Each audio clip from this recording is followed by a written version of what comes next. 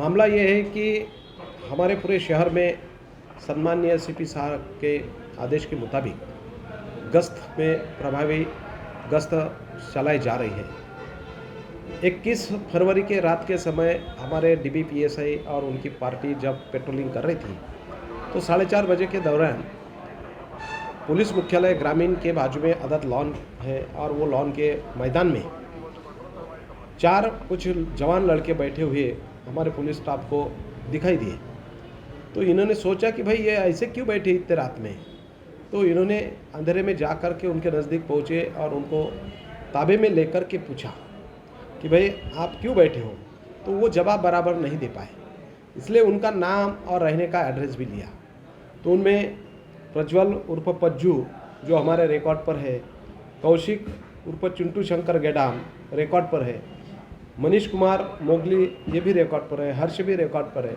ये रिकॉर्ड पर के जो गुनहगार है तो ये गुनह करने के हिसाब से तो यहाँ पर नहीं आए।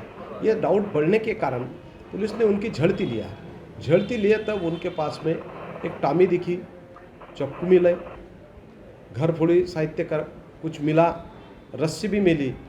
तो उनको पूछा कि भाई ये क्या माध्यम से क्यों आप लोग ये वस्तु चीज़ लेके घूम रहे हो।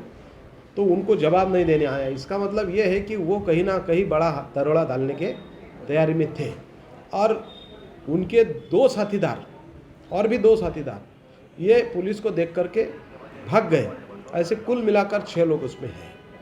तो इनको ताबे में लेने के बाद में उनके खिलाफ दरोड़ा डालने का प्रयास और तैयारी, ये ऑफेंस दाखिल हुआ। 425 भी आरबैक भी लगी, मुंबई पुलिस कायदा भी लगा। ये गुना दाखिल करने के बाद में जब हमने उनको विद्यमान न्यायालय के सामने खड़ा किया और पीसीआर मंगा, पीसीआर भी मिला।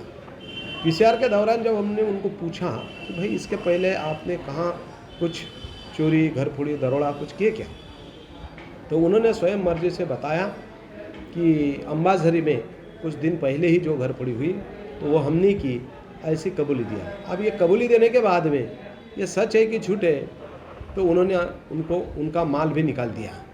तो उसमें जो सोने के जेवर है, जो मंगलसूत्र है, जो अंगूठियाँ है, इसके बाद में चैन है, ऐसा कुल मिलाकर 8,95,000 का माल उन्होंने निकाल दिया।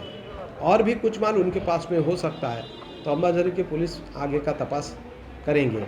आज हमने उनका MCR खत्म होने के बाद पुलिस ने उनको आज कोर्ट में पेश किया है। धन्यवाद।